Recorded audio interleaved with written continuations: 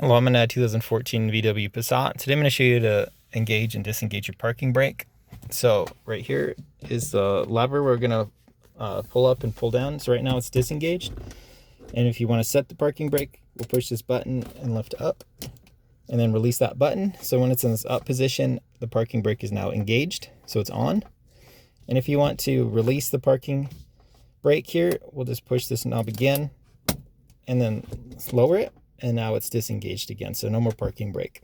And sometimes if it gets stuck, especially if it gets stuck in this up position where this button doesn't want to click, something like that, sometimes you'll have to pull it up even higher as you push this button, because it might get caught somewhere like part way.